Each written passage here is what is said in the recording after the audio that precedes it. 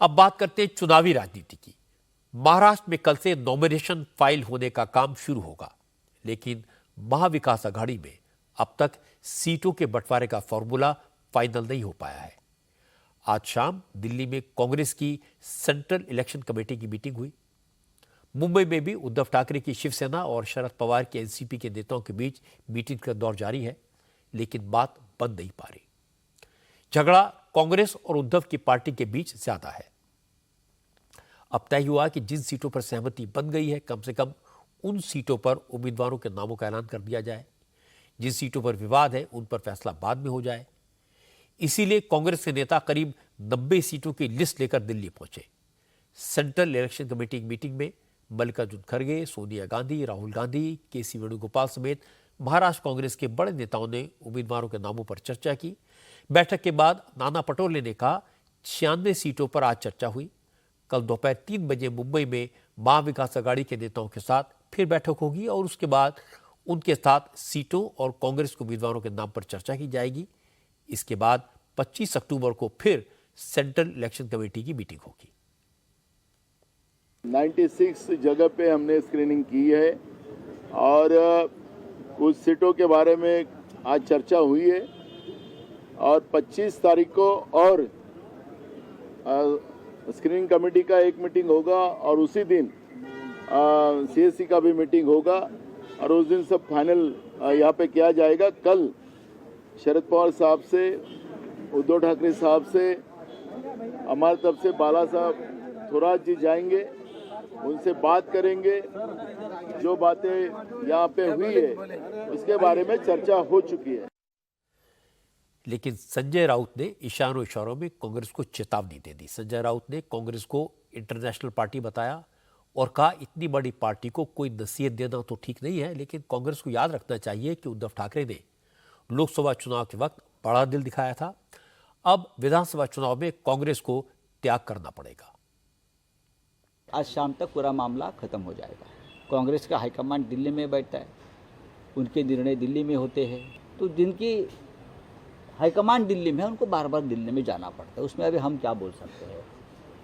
लेकिन मुझे लगता है कि कोई ज़्यादा मतभेद नहीं रहेंगे और हम लोग एक साथ बैठकर निर्णय करेंगे। हमने बड़ा दिल दिखाया क्योंकि हमें संविधान के दुश्मनों का पराभव करना था, उनको हराना था। लेकिन हर पार्टी को लगता है कि मेरे कार्यकर्ता को उम्मीदवारी मिलनी चाहिए। जैसे हमको लगता है, एनसीपी को लगता है, वैसे उनको भी लगता होगा। लेकिन ये अघाड़ी है, ये अलायंस है, सबको अपने अपनी भूमिका रखने का अधिकार ज़रूर है। लेकिन जब सीट शेयरिंग की बात आती है तो सबको थोड़ा बहुत त्याग भी करना पड़ता है, एक कदम पीछे भी लेना पड़ता है। कांग्रेस एक राष्ट्रीय पार्टी है और भारतीय जनता पार्टी से भी बड़ी पार्टी है। अब ये कांग्रेस तो हर विश्व में भी अनेक राष्ट्र में भी कांग्रेस के नाम से बहुत सी पार्टियां हैं, जैसे अफ्रीका में है और किसी, तो बड़ी पार्टी है, बहुत है। बड़ी पार्टी के साथ हम क्या बात करें भाई। जैसे Bharatiya Janata party international party है, इसलिए हमारी उनसे जमीन नहीं ज़्यादा। कभी इंटरनेशनल पार्टी से हम क्या बात करें। संजय राउत ने कहा था शाम तक फैसला हो जाएगा, लेकिन शाम तक कोई फैसला नहीं हुआ। उद्धव ठाकरे ने कहा था कि सोमवार को रात 10 बजे तक वो इंतजार करेंगे, अगर फैसला नहीं हुआ तो अपनी सीटों का ऐलान कर देंगे। दूसरी तरफ महायुति में सीट शेयरिंग पर मामला करीब करीब तय हो गया है। कल बीजेपी ने अपनी 99 उम्मीदवारों की पहली लिस्ट जारी भी कर दी। अजित पवार ने भी आज अपने उम्मीदवारों को एबी फॉर्म बांटना शुरू कर दिया। आज अजित पवार ने 21 उम्मीदवारों को एबी फॉर्म दिया। जिन लोगों को आज फॉर्म दिए गए उनमें 20 सिटिंग एमएलएज हैं। जिन विधायकों को आज अजित पवार ने एबी फॉर्म दिया उनमें छगन भुजबल, नरहरी झिरवाल, राजेश पाटिल, धनंजय मुंडे, यशवंत माने, राजू नवघरे, नितिन पवार, बाला साहब पाटिल शामिल है।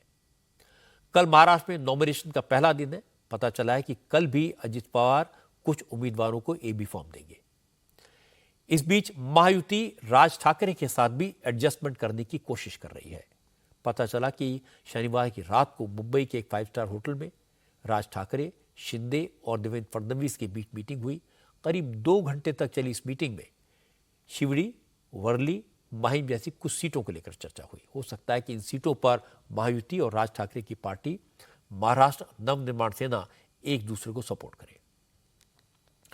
महाविकास आघाड़ी ने सीटों के बंटवारे को लेकर 1.5 महीने पहले मीटिंग का सिलसिला शुरू किया था, लेकिन अब तक मामला सुलझ नहीं पाया, कोई फॉर्मूला नहीं निकला। महायुति में सीटों के बंटवारे पर 4 मीटिंग्स हुई और सब तय हो गया। बीजेपी 99 सीटों पर उम्मीदवारों के नामों का ऐलान कर चुकी है। अजीत पवार ने अपनी पार्टी के उम्मीदवारों को फॉर्म ए और बी बांटना शुरू कर दिया है, लेकिन महाविकास आघाड़ी के नेता उम्मीदवारों के नाम तो दूर, अभी सीटों के नाम भी तय नहीं कर पाए हैं। असल में इसकी एक वजह एक दूसरे पर अविश्वास है। कांग्रेस को इस बात का यकीन नहीं है कि उद्धव चुनाव के बाद क्या करेंगे, इसलिए कांग्रेस उद्धव की शिवसेना को ज्यादा सीटें नहीं देना चाहती। उद्धव की निगाह मुख्यमंत्री की कुर्सी पर है। उन्हें लगता है अगर कांग्रेस ज्यादा सीटें जीत गई तो उन्हें मुख्यमंत्री नहीं बनने देगी, इसलिए पेच फंसा हुआ है और यह आसानी से सुलझेगा इसकी संभावना कम है।